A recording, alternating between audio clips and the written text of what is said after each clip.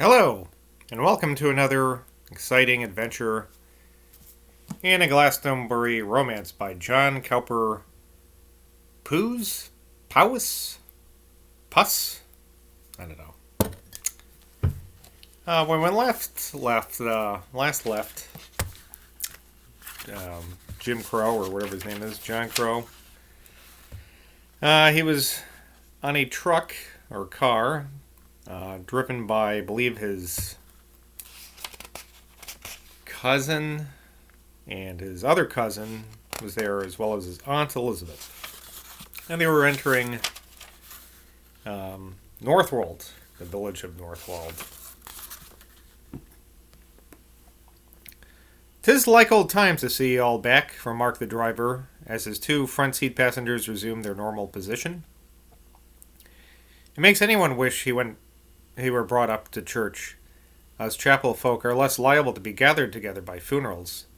When the Lord divides us, he divides us. But Norfolk gentry, all such as I've seen, and I've seen a deal of mine one way and another, are mighty tender over the family. Me other mother, and 5 of us, and I've got more nepheys than I know of, yet devil I one would I want to see coming up me steps. 'Tis as natural to me to turn and run from a blood relation as it is to some folks to hug him to heart." "I'm afraid human nature is much the same all the world over," remarked Miss Elizabeth. "So 'tis, madam. So 'tis," said the man, winking at John Crow. "If I were a cousin of the late canon, not America itself would keep me from hearing Lawyer Didlington read the old gentleman's will." They had reached the middle of the village at the point, and the visitor from France laid his hands on the driver's elbow. "You can set me down here," he said. I don't remember this character, but there's apparently a French guy. No, cried Aunt Elizabeth. "I can't allow that. I'll vote for it with Philip. We'll be glad to welcome you to lunch." He and my niece Tilly went ahead in the first car, leaving us detached females to follow with the luggage. But the machine had stopped, and John, holding his bag in his hand, was already out in the road. Oh, John's the guy from France. Sorry. I was expecting a French person there. "There'll be quite enough of us all without me, Aunt," he said. "Goodbye for a time. As our friend here reminds us, we'll all meet in a few hours when Lawyer What's-His-Name opens Grandfather's will." But Miss Elizabeth was destined to receive a much severer shock than the escape of her eccentric nephew. "What are you doing, Mary?" she cried in consternation as the sight of her young niece rapidly following John Crow out of the motor car. "I'm going to stay with Cousin John," she said. "We'll be at the service. You can tell Philip, without fail, we'll be at the service." "But, Mary, you can't do that. What will Tilly say? What will Philip do? Mary, think! We want your help with Persephone and her husband." Persephone, that's how you pronounce that name. "You know how Philip and Mr. Spear always work each other up? Mary, you really can't do this." Mary came close up to the window of the car through which her aunt was protesting. "It's all right, dear," she said. "Tilly will manage. You'll look after Dave Spear yourself and see that he doesn't make Philip too angry. You're always doing that sort of thing for all of us. Grandfather's servants are used to entertaining people. They won't run away, any more than we shall before the will is read." The bitter east wind made the girl pull her black woolen scarf tightly around her neck. There was something in the genius loci of that Anglo-Danish spot that seemed to evoke all her contrariness. "You're not Euphemia Drew, darling, so don't try to be. It was to get rid of Miss Femia for a bit that I let Philip bring me. I know there's nothing for me in Grandfather's will. Be the darling you always are, Aunt, and explain to Philip. I swear I'll bring Cousin John to the service in good time." In the startled pause that followed the girl's appeal, Elizabeth Crow's mind flashed back to those days when she was indeed busy, as John had said.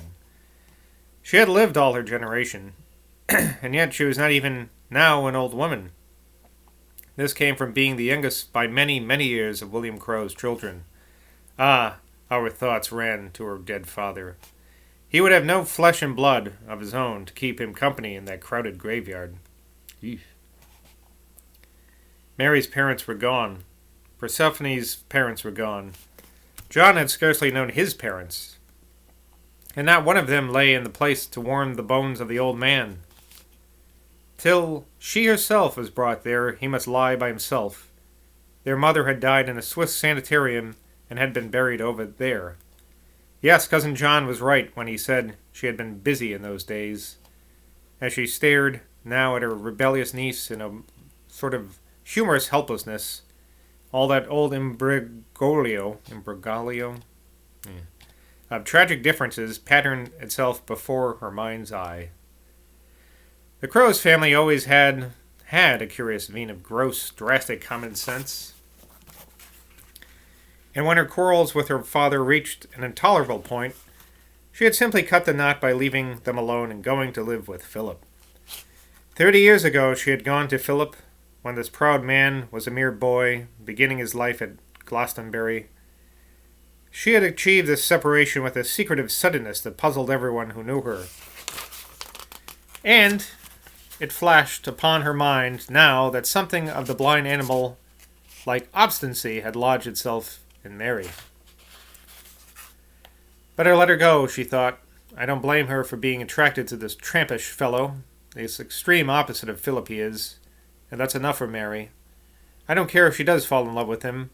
Father did his best to shut me up, and I'm not going to play that game with any other woman. Mary thought, dear Aunt Elizabeth, she's got that queer wrinkle in her cheeks at that moment, which always means she's at war with Philip. She's glad I'm going off with John. Just glad. The driver thought, that young fellow will play up-a-daisy with that young lady soon as they're out of sight. He'll do it, sure enough. Look at eyes all glimmering through the lass. He'll eat her up, I shouldn't wonder. And if you were curious, John Crow thought, I'll take her to Harold's Mill to see those big fish again. Yes, I hugged her at the bottom of the boat on the little river when she was 8 and I was 10. Yes, I did. It was a Sunday afternoon I did that. It was drowsy that day, sunny and drowsy. I had rhubarb tart that day with a lot of cream. We went to Harold's Mill. We left the boat at the dam. We couldn't get it over the dam.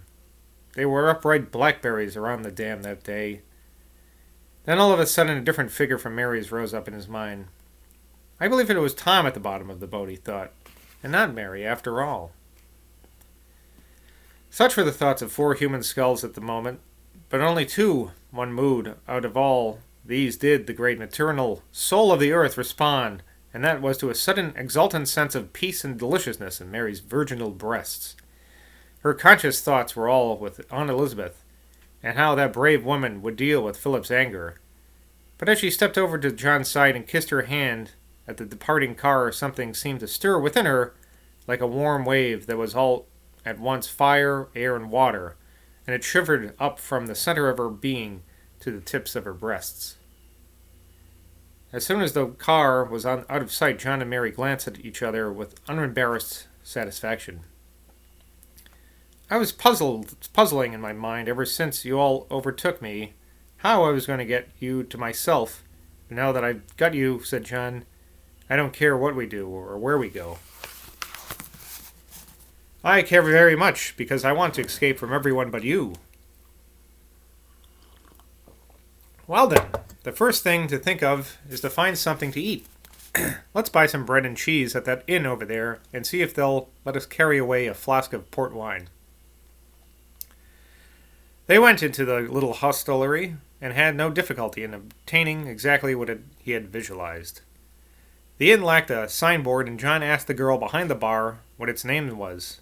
Name? Said the girl with East Anglican rising inflection that seemed to line up on the last word of the sentence as if in a kind of optimistic chant or plain song. Do ye come from far? 'Tis Northwood Arms. Do ye live in these parts? 'Tis just a new inn. The beer be the same, do ye be thirsty.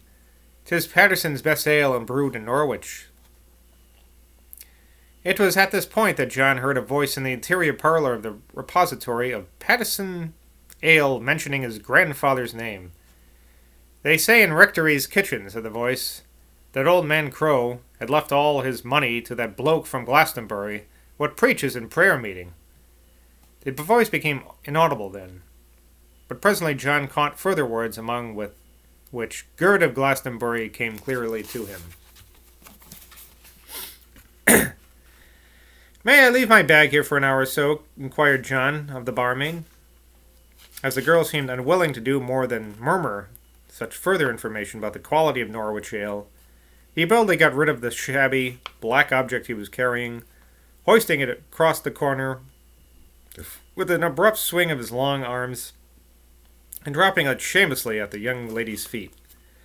"It's just possible that I'll be staying the night here," he threw out, with a catch in his breath from the sudden muscular exertion. "Single or double?" responded the girl, putting her bare elbows on the counter, staring gravely at Mary, and displaying a much livelier interest in her visitors than she had done before. The cousins glanced triumphantly at each other. Nothing could have pleased them more at that particular moment than such a question. "Single at present," he answered, giving the questioner the most foxy and whimsical smile she had ever received. They were just leaving the place, the flask of wine in John's pocket and the bread and cheese in a neat parcel in Mary's hand, when several laboring men, laughing uproariously, pushed past towards the bar. Norfolk, here too, showed its independent Danish blood. There was no obsequiousness towards the gentry, such as would have been apparent in Kent or Surrey. One of the newcomers boldly addressed John. "Relatives arrived from the funeral, I reckon. 'Tis as we've all knew 'twould be. Cannon were left lonesome enough when he was alive, but anyone would think the man were a member of Parliament now he be dead. Never have I seen so many folk turn into them gates. Old Ben Pod on the lodge, who counts every wheel that passes. 'Tis his only joy since he lost the use of his legs. Must have broke his arithmetic in counting them. There won't be so many to count when we put under sod," remarked one of the other men. "'Tis because there's been crows in England since King Canute." "Since when?" cried the other. "There's been crows in England since earlier than him. He be in history, he be. And this here family goes further back than history. Talking of families," he went on, "I hope your lady won't mind me saying so, but it's singular how old customs abide in certain breeds. I don't know how near related to the canon ye two be, kin, but every man's child born in this place knows one thing about this family." He lowered his voice as he spoke. "There's not one of ye crows, when it comes to die, that has a son left to bury him. They be all sons' that lay on in the ground. There must be scripture for it, though why it should be 'tis beyond my conjecture. Some men of old time, amidst must have done summun terrible, eating his own offspring like enough, in want of kindly of meat, summun o' that. And ever since such doings they all outlive their sons. 'Tis a kind of divine desperation, I reckon." John and Mary, who had felt it impolite to desert the threshold where they had been arrested by this discourse, were now enabled to make their escape. For 1 second the phrase "Gird of Glastonbury" returned upon John's mind, but it was gone as quickly as it came. To the mill, he cried excitedly, and the two cousins hurried eastward against a sharp wind down the narrow, straight lane. Harold's Mills was approached by its own drive through a couple of open fields. They entered this drive through a gate leading out of the road to Diddington, just before the bridge over the River Wissey.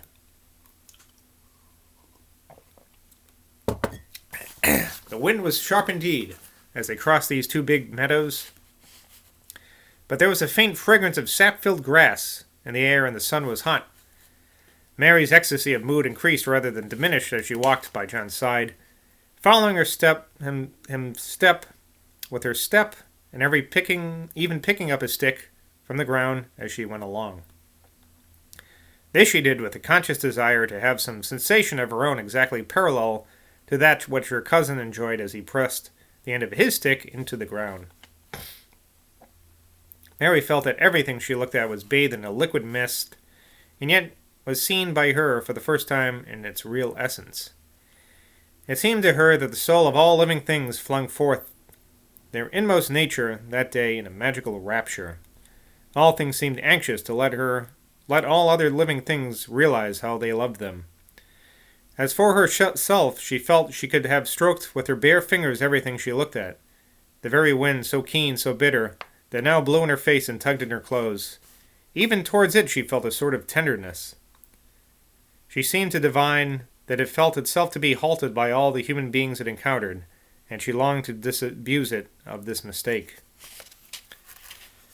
At one moment she caught sight of a patch of small plants in the grass of the field whose leaves seemed to have a glossy texture and a greenish-whitish look that was familiar to her. "Aren't those cowslips over there?" They both hurried to the spot. Yes, they were cowslips, but so early or so stunned were they that the tiny buds were barely yellow. John was immediately relieved that she did not incontentedly snatch at these pale, rudimentary, brittle stalks covered with the tiny white hairs, like the forms of young girls, and hand them to him or keep them in her dress as memorials of this hour. How often in country excursions with his French friends had he been railed at by them as a prig, a poser, au fond anglais, for his disease conscious in refusing to pick flowers. Before reaching Harold's mill ponds, they came upon an old cowshed, once black with tar, but now blotched with queer patches and a minutely growing moss, which in some places was green and in others the color of rusty iron. Against the western side of the shed the grass was twice as tall as in the rest of the field and as much more vivid green. The cousins surveyed this erection in silence for a moment, he leaning on his hazel stick, which was smooth to his hand, she leaning on the rotten bramble stick she had picked up, which was up in her hand. Their hesitation was so humorously identical that when they glanced at each other they smiled broadly, their white strong teeth gleaming in the sun. And that's Glastonbury Romance Part 4 for the day. We're on to page 34 of 1120. So we're making some headway. They've making their way to the funeral, it seems. So leave your comments on what's come before. Do you think it's okay for cousins to make love to it with each other? Do you think John Crow is going to get some money from his dead grandfather? Let me know. What about this curse that might be happening between the fathers and the sons? It's all very intriguing. And more shall continue when Glastonbury Romance Part 5 continues tomorrow.